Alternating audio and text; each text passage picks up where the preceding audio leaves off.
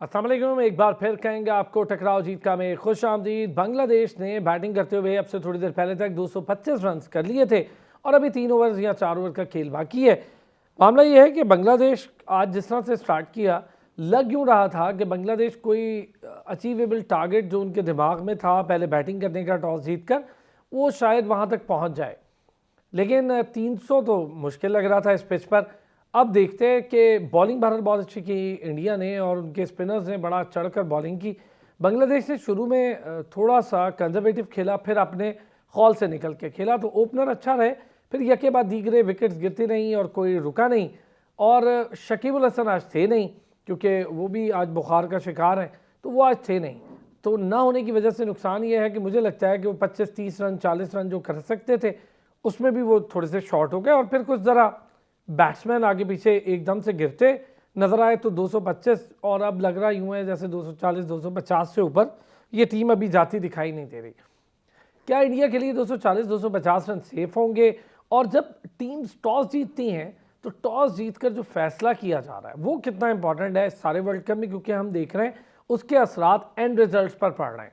Zubair Ali Khan sports journalist है, उन्होंने हमें ज्वाइन किया और रेगुलर पैनल रिजवान हैदर हमारे साथ मौजूद हैं। बहुत शुक्रिया जुबैर आपका भी। रिजवान भाई, मुझे एक टाइम पे लग रहा था कि जो बांग्लादेश है वो शायद 280-290 तक, 300 तो मुझे मुश्किल ही लग रहा था, पर 280-290 रियलिस्टिकली मैं सोच रहा था चली जाए ओपनर जब खेल रहे थे। फिर यके बाद दीगरे अचानक विकेट हो, वही हाल है इनका भी कि मिडल ऑर्डर ठहरा ही नहीं। मुशफीक ने थोड़ी से स्कोर कर दिया, मोहम्मदुल्लाह भी खड़े उन्होंने स्कोर कर दिया, पर एक जो ओपनिंग सेट जोड़ी थी वो दास गया। हालांकि आज उसको खड़ा था तो उसको फिनिश तक जाना चाहिए। सीनियर प्लेयर का काम हाँ। ही है ना कि अब देखो वो यंगस्टर है तंजीद, उसने बहुत अच्छा स्टार्ट दिया और पॉजिटिव स्टार्ट दिया। उसके बाद लेटन दास खड़े हुए थे, he was the senior player today. उसको चाहिए था कि वो खड़ा होता और इनिंग कंट्रोल करता, कोशिश करता कि यार मैं 45th ओवर तक 50th ओवर तक लेके जाऊँ। और शकीब की कमी हमें नज़र आई।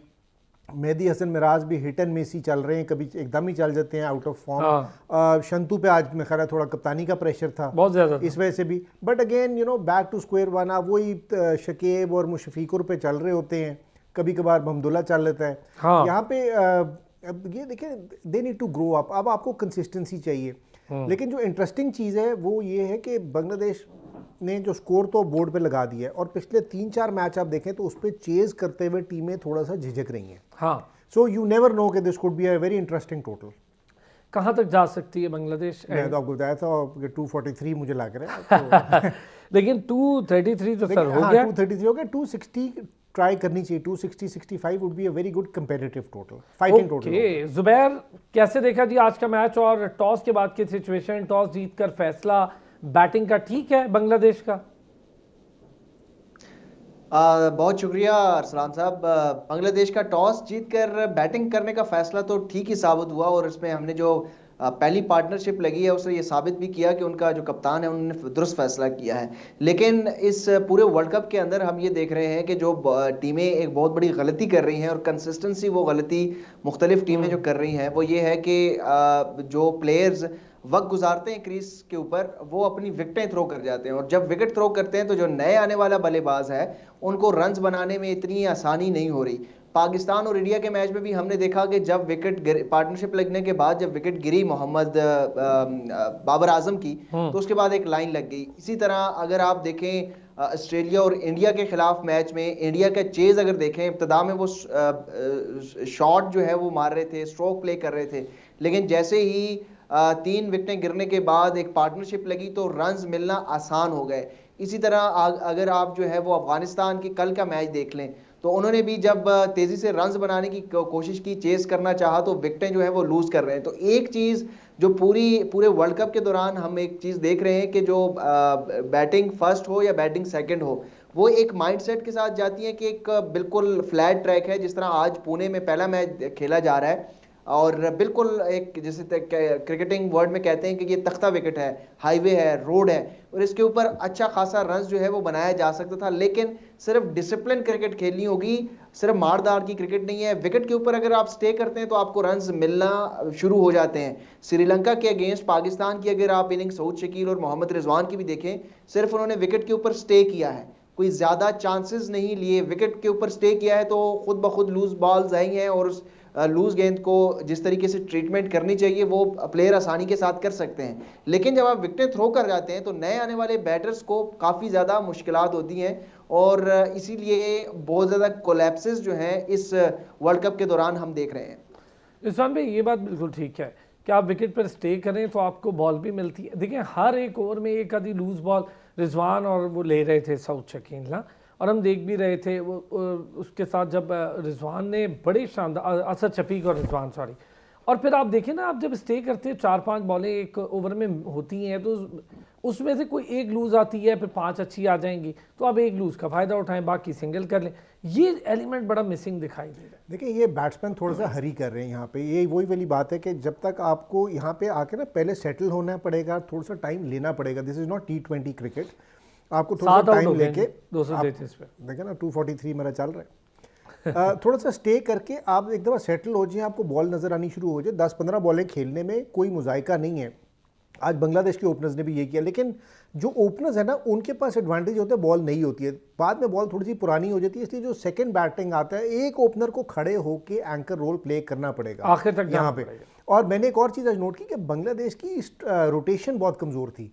आई थिंक 35 ओवर तक 115 के करीब 120 के करीब डॉट बॉल्स हो चुकी थी। दैट मीन्स कि आपने को 20 ओवर तो सिर्फ इसके ऊपर निकाल दिए कि यार अब रन ही नहीं बना रहे, तो बाकी ओवर्स के ऊपर फिर आपने चौके छक्के, अगर ये रोटेशन करते रहते you have to make sure कि अगर आपको चौका नहीं मिल रहा तो हर ओवर में 2 से 3 सिंगल, और वैसे तो 4-5 अटेम्प्ट करने चाहिए, लेकिन 2 से 3 सिंगल फिर भी लें ताकि बॉलर को भी लाइन चेंज करनी। ये काम ना थोड़ा नीदरलैंड ने अलग किया।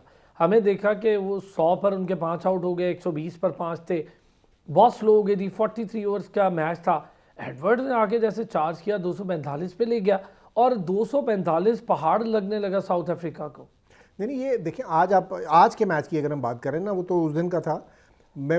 तौहीद जिस तरह आउट हुए, 16 रन उन्होंने बनाए को 35 बॉलों में। उसके बाद Mahmudullah and he started playing proper cricket, अपना रन भी बना रहे थे, स्ट्राइक भी रोटेट करते, और उसी वजह से बांग्लादेश का मुशफिकुर रहमान थोड़ा जल्दी चला गया, वरना आज वो ठीक खेल रहा था, उसको बॉल मिल रही थी उसके बैट बहुत अच्छा खेल रहा था। अच्छा, जैसे ये अब बैटिंग ट्रैक है जुबैर, हम इस पूरे टूर्नामेंट में देख रहे हैं 3-4 चीज़ें तो बड़ी अजीब हो रही हैं।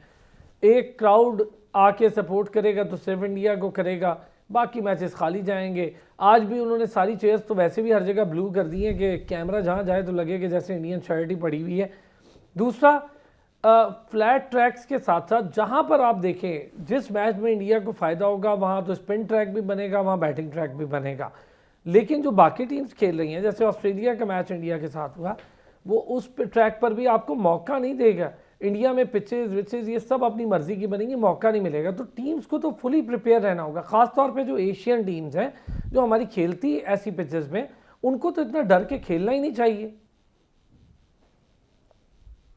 बात तो यह है कि पाकिस्तान के पास ना स्पिन बॉलिंग करवाने वाला कोई प्लेयर है, ना स्पिन को बेहतर खेलने वाला कोई प्लेयर है। सऊद शकील के बारे में ये कहा जा रहा था कि वो स्पिन को बहुत अच्छा खेल रहे हैं, लेकिन जिस तरीके से इंडिया के खिलाफ कुलदीप यादव के अगेंस्ट वो खेल रहे थे, उनको बिल्कुल समझ नहीं आ रही थी। बैक फुट पे जाकर खेलने का मतलब यही है कि उनको वो हाथ से जो है वो रीड नहीं कर पा रहे कि बॉलर रॉन्ग अन करवा रहा है या लेग स्पिनर करवा रहा है या फ्लिपर करवा रहा है, तो इसलिए वो बैक फुट पर जाकर खेल रहे थे। और कुलदीप यादव ने अपने इंटरव्यू में भी, पोस्ट मैच जो इंटरव्यू है उसमें भी कहा कि बहुत ज्यादा टिमिड हो गए थे पाकिस्तानी प्लेयर्स, तो थोड़ा सा रिस्क लेने की भी जरूरत है। जहां तक आपने बात की पिचेस की, तो मेरा नहीं ख्याल कि हम इसके ऊपर कोई ये कह सकते हैं कि इंडिया को पिचेस जो है वो फेवर कर रही हैं या उनको कोई ऐसी कंडीशन मिल रही है। ऑब्वियसली उनका होम कंडीशन है, होम नेशन वो जरूर है, तो इन विकेटों के ऊपर वो बहुत ज्यादा क्रिकेट खेल चुके हैं। और वैसे भी इंडिया के बारे में ये मशहूर है कि वो घर के शेर हैं, तो जब वो घर के शेर हैं तो वर्ल्ड कप में तो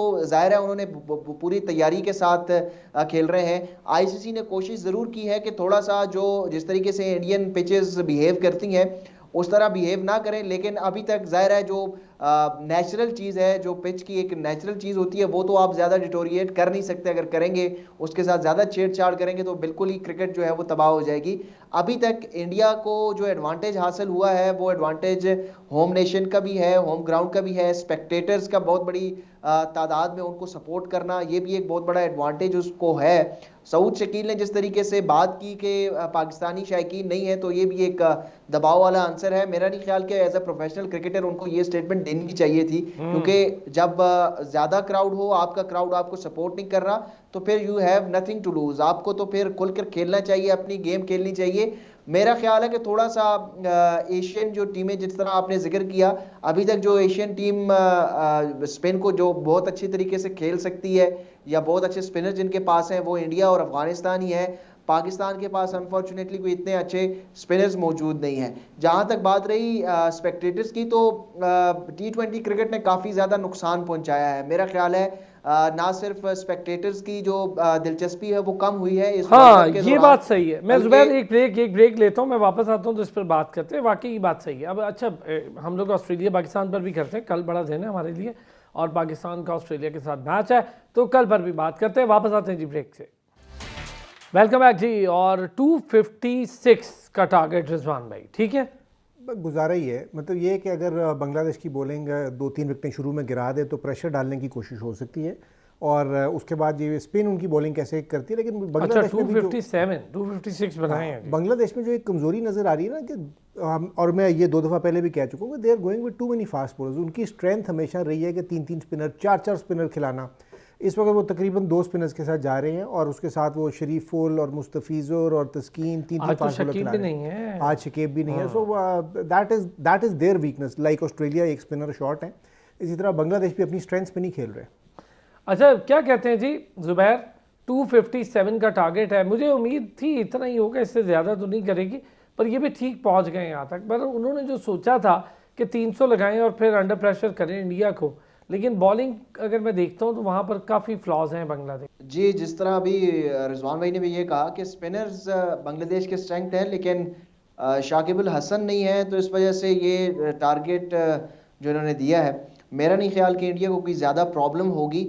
हाँ, अगर शुरू में कुछ एक आध विकेट वो ले भी सकते हैं, तो उसके बावजूद वो कोई इंडिया को कोई ज़्यादा प्रॉब्लम नहीं होगी। इतना बड़ा टारगेट नहीं है, और ये टारगेट अगर थोड़ा सा 30-40 रन मजीद भी होते तो फिर भी प्रॉब्लम ना होती। मेरा ख्याल है कि इंडिया की जितनी बैटिंग स्ट्रॉन्ग है, जितनी स्ट्रॉन्ग बैटिंग लाइन है, उसके बाद तो कम से कम 300 प्लस या 320 के करीब करीब टारगेट ही कोई उनको बॉदर कर सकता है। वरना वो आज चौथा मैच अपना जो है स्ट्रेट वर्ल्ड कप में जीतेंगे, और न्यूजीलैंड के साथ 8 पॉइंट्स के साथ जो है पॉइंट टेबल पर टॉप पोजीशन पर मैं तो उनको देख रहा हूँ। यार बड़ी कन्विंसिंग हो गया अब काम न्यूजीलैंड के लिए कि कोई टेंशन नहीं है, एक आधा मैच खेलना है, शुरू के 4 मैच में जान मारें, 8 पॉइंट लें, फिर कोई मसला नहीं, फिर 1-2 मैच का भी आप रिस्क ले सकते हैं। कितना सुकून, माइंड पीस चाहिए। नहीं, हमें तो इसकी आदत ही नहीं है ना। हमने तो आज तक कोई वर्ल्ड कप ऐसा नहीं खेला। मेरा ख्याल है शायद 99 का था, जिसमें हमने सुपर 6 में 4 पॉइंट लेके गए थे, जो 2 टीमें हमारे साथ गई, दोनों को हमने हराया था। तो हम अच्छा चले गए अच्छा थे, लेकिन हमने फिर other than that we are always risk takers, end में खेल रहे होते हैं। और जनरली हमारा प्रॉब्लम ये होता है कि हम अपनी स्ट्रेंथ्स पे नहीं जाते। आप इस वक्त देख लें ना, पाकिस्तान की टीम में जो सबसे बड़ी प्रॉब्लम है वो ये कि इनको एक कंफर्ट जोन है कि जी 260-70 का टारगेट हो तो हम चेज़ कर लेंगे। पहले बैटिंग करके, अब आधे टॉस तो आपने हारने ही हारने, पहले बैटिंग करके इनको समझ ही नहीं आता कि पिच पे आपने टोटल देना क्या है, and they take too long to read the pitch कि यार इस पर क्या हमें टारगेट दूसरी टीम को देना चाहिए। जबकि बाकी टीमें, जिस तरह अफगानिस्तान और पाकिस्तान में कुछ तो फ़र्क होना चाहिए। अफगानिस्तान ने कितनी इंटेंट दिखाई अगेंस्ट इंग्लैंड, ठीक है, हर दफ़ा नहीं चलेगी, लेकिन आपने तो इंटेंट ही नहीं दिखाई अगेंस्ट इंडिया। आप एशिया कप में देख लें, जब बाद में बैटिंग आई तो 350 चेज करते हुए आपने 128 किया, और इधर पहले इंडिया के खिलाफ बैटिंग आ गई तो आप बिल्कुल ही 190 पे चले गए। 272 किया था इंडिया के अगेंस्ट अभी वर्ल्ड कप में अफगानिस्तान। बिल्कुल वही मैं कह रहा हूँ कि इंटेंशन आपको पिच जल्दी रीड करनी पड़ेगी। अब बच्चे तो हैं नहीं। क्या कहते हैं जुबैर, पिच रीडिंग एक बड़ा मसला है। फिर दूसरा ये बताएं जुबैर, हमारे स्पिनर नहीं चल रहे। उसामा मीर को हमने मुसलसल बेंच स्ट्रेंथ, यानी हमने बेंच को बड़ा ही पावरफुल करना है। क्या समझते हैं, उसामा मीर, शादाब की जो फॉर्म है, कर देना चाहिए रिप्लेस?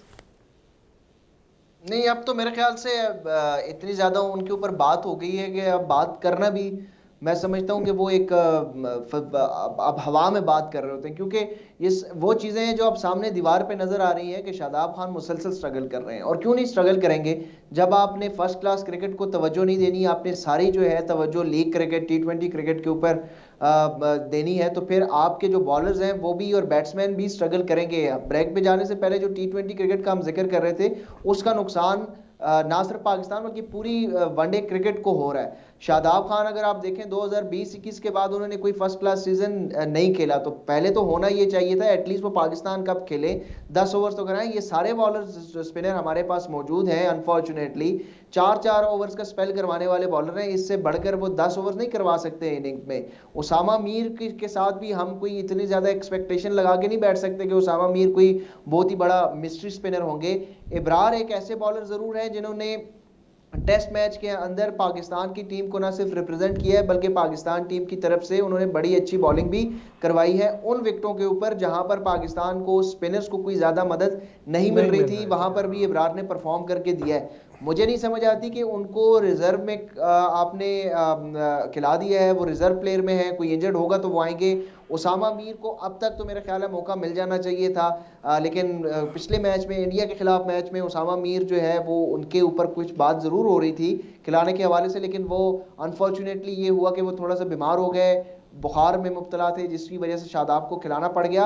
और शादाब को एक तो मुसलसल जितने भी क्रिकेट एक्सपर्ट्स हैं, जो साबिक क्रिकेटर्स हैं, वो भी ये कह रहे हैं कि शादाब को ये समझना होगा कि उनका जो प्राइमरी रोल है वो विकेटें लेना है, वो एज अ बॉलर खेल रहे हैं।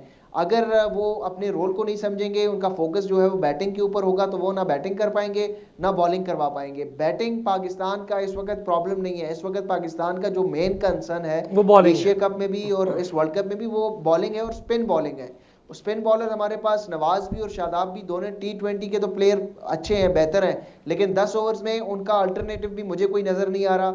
इमाद वसीम की जो लोग बात कर रहे थे, इमाद वसीम भी वनडे क्रिकेट में कोई इतना अच्छा परफॉर्म करते हुए नजर नहीं आए ऑफ लेट, और उसामा मीर की भी परफॉर्मेंसेस जो है वो इतनी ज़्यादा बेहतर नहीं है, लेकिन शादाब को जितने मौके मिले हैं उसके बाद मैं तो समझता हूं कि उसामा मीर तो अब तो ऑटोमेटिक चॉइस होने चाहिए सिलेक्शन के लिए पाकिस्तान और ऑस्ट्रेलिया के मैच के लिए। एक छोटा सा ब्रेक लूँगा रिजवान भाई, फिर ये बात करेंगे जो बात हम कर ही रहे हैं। मुझे तो ऐसा महसूस होने लगा है, हालांकि बहुत अच्छे स्पिनर्स आपकी बॉल कर रहे हैं, डोमेस्टिक में अभी चल रही है डोमेस्टिक, फिर आपके जो अंडर-19 इमर्जिंग और ए के साथ जो बॉलर ट्रैवल कर रहे हैं वो भी अच्छे हैं, लेकिन लगता कुछ यूँ है जैसे काल सा पड़ गया एक अच्छे स्पिनर का हमारे पास कि जिसके ऊपर रिलाय करें और कहें कि यार हाँ ये यादव या उसके जडेजा जैसा, केशव महाराज जैसा, शमसी जैसा एक प्रॉपर स्पिनर, आदिल रशीद जैसा, जैम्पा जैसा एक प्रॉपर स्पिनर है। वापस आते हैं ब्रेक से, अब जरा कंपैरिजन करेंगे हम ऑस्ट्रेलिया और पाकिस्तान के लिए। चलिए जी, अब थोड़ी सी बात करेंगे हम इंडिया और पाकिस्तान और ऑस्ट्रेलिया पे। इंडिया बांग्लादेश पे हो गई बहुत बात। रिजवान भाई, पाकिस्तान और ऑस्ट्रेलिया अगर मैं कंपैरिजन करूँ ना, तो बैटिंग के लिहाज से मिडिल ऑर्डर में हमारी बैटिंग अच्छा परफॉर्म कर रही है, रिजवान बहुत अच्छे निक में, ओपन में भी हमारा अब्दुल्ला शफीक अच्छा परफॉर्म कर रहा है, बाबर आजम ने 50 इंडिया के अगेंस्ट की है, बहुत प्रेशर मैच में की है। ठीक है कि बाबर बहुत गलत आउट हुआ, लेकिन उसने 50 की है। बाबर जैसे प्लेयर को एक आधी इनिंग चाहिए होती है वापस आने के लिए। फिर हमारे पास उसके नीचे ऑलराउंडर्स भी हैं।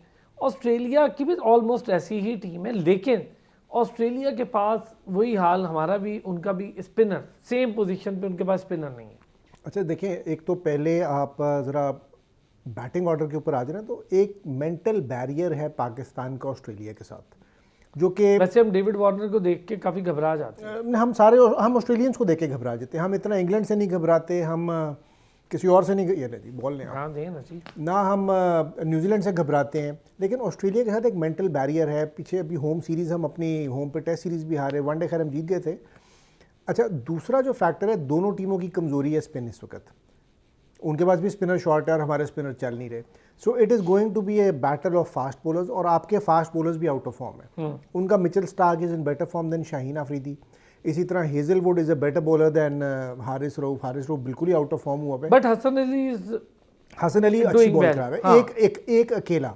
अच्छा, उनके पास भी स्टॉइनस जिस तरह उसको खिलाया और वो आउट ऑफ फॉर्म था, तो उन्होंने कहा, उनके कैप्टन ने कहा यार ऑप्शन ही कोई नहीं है। हमारा भी प्रॉब्लम ये है कि हमारे पास ऑप्शन ही कोई नहीं है।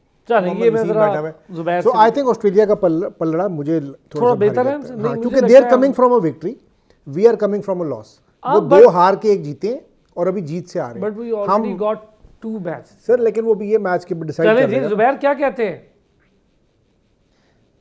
मुझे तो इस मैच के अंदर सिर्फ एक ही चीज पॉजिटिव नजर आती है, अंपायरिंग। वरना तो ऑस्ट्रेलिया का ऑन पेपर हमसे बड़ी तगड़ी टीम है, मेंटल बैरियर भी हमारे खिलाड़ियों का है। सिर्फ एक जो पॉजिटिव चीज मुझे अब तक लगी है वो ये है कि बेंगलोर में मैच हो रहा है और बेंगलोर का ग्राउंड जो है वो हाई स्कोरिंग मैच है, और ये बात जो है वो पाकिस्तान की जो टीम वहां पर मौजूद है उन्होंने ये चीज रियलाइज कर ली है। और जो 2 ट्रेनिंग सेशंस हुए हैं परसों और कल, उसमें काफ़ी ज़्यादा जो खिलाड़ी हैं उन्होंने तेज़ रन स्कोर करने, शॉट्स मारना, हिट लगाने की जो प्रैक्टिसेस हैं वो ज़्यादा की हैं। कल सऊद शकील को भी मैंने सुना और कुछ और खिलाड़ियों को भी मैंने सुना, वहाँ पर जो बेंगलोर में सहाफ़ी मौजूद हैं उनसे भी मेरी बात हुई है, तो वो सिर्फ ये कह रहे हैं कि एक पॉजिटिव चीज़ जो नज़र आ रही है वो यही है कि पाकिस्तान की टीम जो तैयारी ऑस्ट्रेलिया के खिलाफ कर रही है वो मैदान की जो हिस्ट्री है उसको देखकर, कंडीशंस को समझकर उसके मुताबिक तैयारी कर रही है। तो ये पाकिस्तान की टीम से मैं इससे रिवायत नहीं रही कि वो कंडीशन के मुताबिक जो है वो तैयारी करे, लेकिन ये अच्छी बात है अगर ऐसा हो रहा है। लेकिन अगर बात करें ऑन पेपर दोनों टीमों का कंपैरिजन करें तो मुझे कोई ज़्यादा उम्मीद नहीं है कल के मैच में पाकिस्तान से। दिल तो मेरा ये चाह रहा है एज अ पाकिस्तानी के पाकिस्तान टीम जो है वो बेंगलोर के मैदान में कल फातेह के तौर पर सामने आए, लेकिन अगर दोनों टीमों का कंपैरिजन करें तो दोनों टीमों के साथ इस वक्त प्रॉब्लम सेम ही है, टीम कम्बिनेशन नहीं बन रहा। दोनों टीमें जो हैं वो इस वर्ल्ड कप के दौरान जो है वो खिलाड़ियों के फॉर्म से जूझ रहे हैं कि किसी तरीके खिलाड़ी जो है वो अपना फॉर्म वापस हासिल कर लें। अगर बैटिंग की बात करें तो हमारे ठीक है मोहम्मद रिजवान, बाबर आजम और अब्दुल्ला ने रन्स तो ज़रूर किए हैं, लेकिन अभी तक सऊद शकील और मोहम्मद रिजवान की श्रीलंका के खिलाफ इनिंग्स के अलावा कोई ऐसी इनिंग्स अभी तक सामने नहीं आई जिसके ऊपर हम ये कह सकें, रिलाई कर सकें, बैंक कर सकें कि ऑस्ट्रेलियन बॉलर्स के सामने वो कोई अच्छा परफॉर्म करेंगे। हाँ, और से कुछ हिस्ट्री भी आपकी बात मैं से अग्री करता हूँ। जुबैर बिल्कुल ठीक कह रहे हैं, रिजवान भाई भी ठीक कह रहे हैं। 10 के करीब हमने ओडीआई मैचेस वनडे के वर्ल्ड कप खेले और 6 दफ़ा ऑस्ट्रेलिया और 4 दफ़ा पाकिस्तान फातेह के तौर पे उसमें सामने आया है। तो ये एक हिस्ट्री है। बहुत शुक्रिया जुबैर अली खान, स्पोर्ट्स जर्नलिस्ट हमारे साथ मौजूद थे। रिजवान हैदर भाई हमारा रेगुलर पैनल हमारे साथ मौजूद। फिर होती है जी रात को 11 बजे आपसे मुलाकात और देखेंगे कि बांग्लादेश ने क्या किया, और फिर कल के मैच पर तो रात में बड़ी ज़बरदस्त डिस्कशन होने वाली है, ऑस्ट्रेलिया वर्सेस पाकिस्तान। जब तक के लिए इजाज़त।